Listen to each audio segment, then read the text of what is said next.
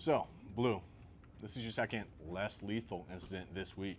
Before we even start and you yell at me, I just want you to know that I don't hold you or the department responsible for the crappy training I've received. You received the state mandated level of training. Do you even remember what happened out there? You should have seen it. What do you got? Nah, it's just a crazy guy. I want to touch you. Dude, he's got a weapon. Just a little baby hammer, nothing wild. I'm gonna touch both. I don't know, man. I feel like we should put him down. I don't know, if you're really thinking about that, let's go less lethals. Probably a good idea. Already been in the captain's office this week. Your wish is my command. Better hurry up, here he comes. I'm gonna get you first, sweet lips. Less lethal!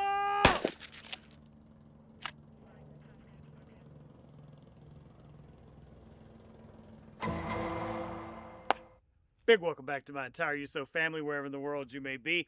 Your boy Blue here, coming to you live once again from behind enemy lines.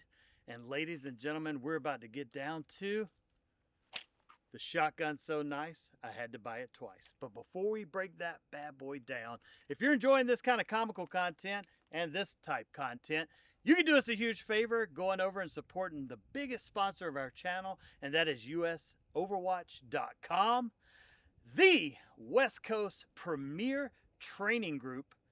Active duty military, active duty law enforcement, and a lot of badass civilians going through all kind of classes over there. Jump over to their website if you're in the area. See if they have something that meets your specific training need. They have a rotation of different instructors coming through all the time, keeping the training level high and very exciting for everybody that attends. Also, if you like the swag that we're all kind of rocking on the channel over here, it can be purchased there at USOverwatch.com. And with that, let's get on with the show. All right, guys, so we're going to do a quick accuracy test on the Remington 870 Tactical. Did a little dry run just to figure out our Kentucky windage. And I think we got it drilled down from 50 yards. We're going to fire just a 3-shot group to give you an idea of the capability of slugged rounds out of a improved cylinder choked barrel. Range hot.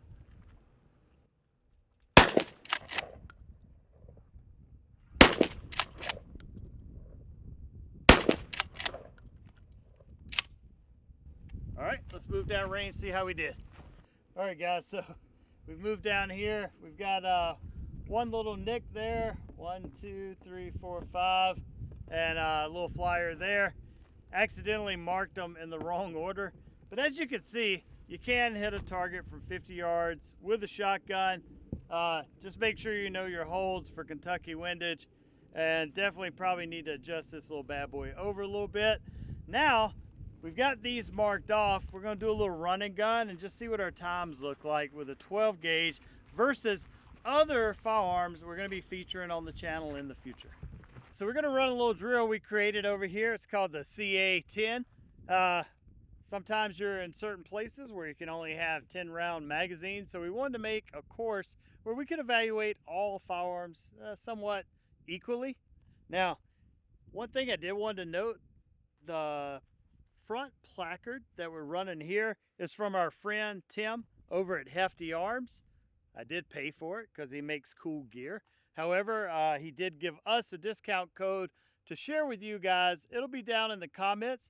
So if you're looking for slings or other thing, which obviously I don't have it on the shotgun today, shame on me.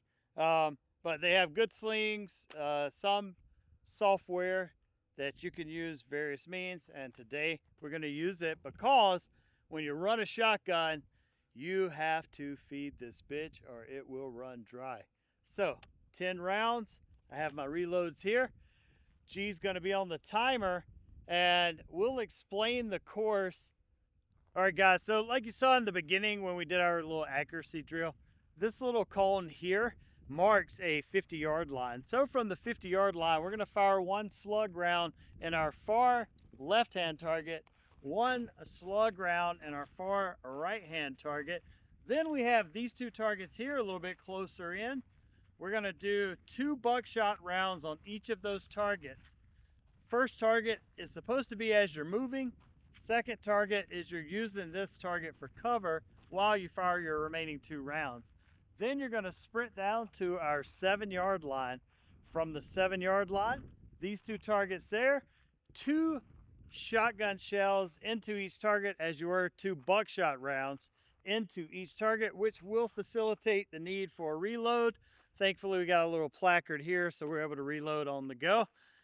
That will be our CA-10 drill, and let's see how the Remington 870 stacks up as a do-it-all firearms platform. Also, if this seems like kind of a fun drill for you, why don't you run it? Send us your times over on Instagram and we'll post your run. US Overwatch on Instagram. We check it daily, and let's see what you guys got.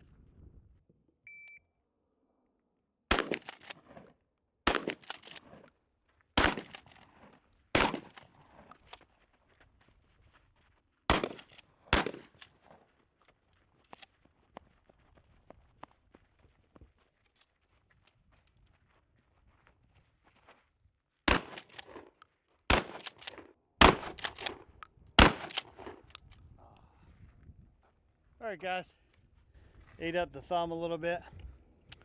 Guess I'll suck on it for good measure. And let's move down range and see how we did. So it was 21.44, and right here, good to go. You might see a little flyer like this over here. Another good to go in that 10 ring. These bigger holes, I placed a little shot cup there just so you could see that that's where you get the larger holes from. Those weren't the slugs. That little shot cup holds together your 32 caliber round, which is 9 or 8 pellets depending on what shotgun shell you're using. Now over here, looks like I didn't take my own advice. Had a little Kentucky windage issue there. Should have remembered that. Here, we'll just mark it for you. And over here, same exact thing, so we definitely need to mark off that target. That's a lot of things to take care of when you're running the shotgun, is to just stay hyper aware of your round count and where you're at in the operation. Probably the easiest way to do it is to not go to a empty shotgun where you're having to lock the action back. But if you do, you can go directly into the ejection port, insert your shotgun shell, close it, and you're ready to fire. Or you can go to the bottom through that loading gate. All right, so we're looking at this one again. The bigger holes are your shot cups going through the cardboard, so they're traveling that fast. And everything's there in the 10 ring. That's pretty good. I think over here we had a flyer come off. However, it still nicked him. A little bit off to the left as I was shooting on the move, so shame on me. I'll be practicing that more. So with that, run the course, document it, send it over, and let's see how everybody's doing.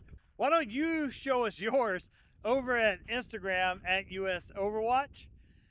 Also, why don't you jump down in the comments, let us know what was your first firearm and your most fondest memories with that firearm. In a few months, since this is kind of a new channel, we'll start picking out our favorite comments and giving a little shout out to them. And if it's not too inappropriate, we might even share it here on an episode. As we said in the intro, we'll be breaking down the shotgun so nice that I had to buy it twice. What's up with that? I'll tell you, man, the Remington 870 holds an especially warm place in my heart, as it was the first firearm I purchased with my own big boy money once I had turned 18. Why did I buy this? Well, the era I grew up in, this was just an iconic symbol of law enforcement. And even watching the old shows about Vietnam, you would see the pump action shotguns being run during that era. And it just seems like an ongoing theme that came through everything I watched, old cowboy action films, LA Elliott Ness chasing down mobsters in Chicago. Everything just kept leading back to this iconic firearm. Now, I say it's so nice that I bought it twice. The original one I bought, regrettably, is no longer with us, as during some hard times I did have to sell it. However, I always regretted letting that thing go. Would give near anything to have it back. However, I did repurchase it as a little bit of an upgrade later on in life, once I'd become a little more mature with, I guess you'd say, my portfolio.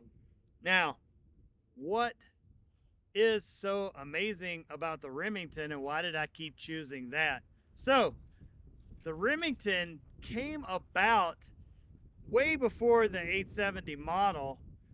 However, the 870 model was introduced in 1951 as an improved model upon earlier shotguns.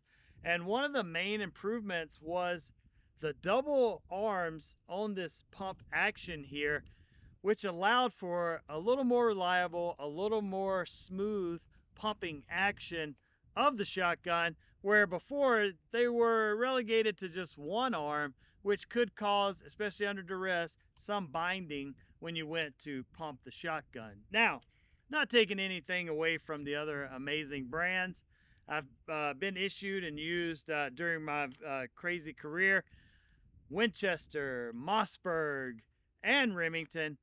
But Remington being my first and favorite, just always held something special for me. Now, in my humble opinion, as far as the pumps go, it's a little bit smoother action, a little more reliable in my humble opinion, as I have seen anything mechanical can fail. Knock on wood, I haven't yet to have one of my 870s fail. So let's break this bad boy down. This particular model is the Remington 870 Tactical. And tactical just means it came with a few extra add-ons that you wouldn't get with your standard Remington 870.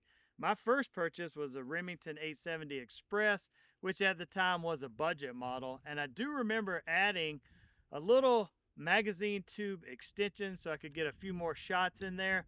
My original had wood furniture on it, which actually I kept the wood furniture when I sold the shotgun because I had replaced it with polymer furniture or fiberglass or whatever plastic this is. And I put that wood furniture back on this shotgun just to have the old feel of my old one. However, it did over time break because we do use all of our tools around here. But this tactical model, very similar in the action and control. However, it does come with a little bit better sights. It does come with a Picatinny rail mounted to the top of the receiver. Has a little ghost ring sight back here. I believe these are Ashley Express or XS sights, which a little bit bigger front sight than you may be used to if you have a Remington 870, let's say with rifle sights on it. Maybe it's for deer hunting or something like that. But these are adjustable, and if you're like me, a right-handed shooter, left eye dominant, this helps me tremendously with lining up my shot, as the little bead on the end of the barrel being the only thing we had back in the day, and on my first shotgun, led to my left eye wanting to take over and kind of do all the aiming of my shotgun, which led to some decreased accuracy sometimes.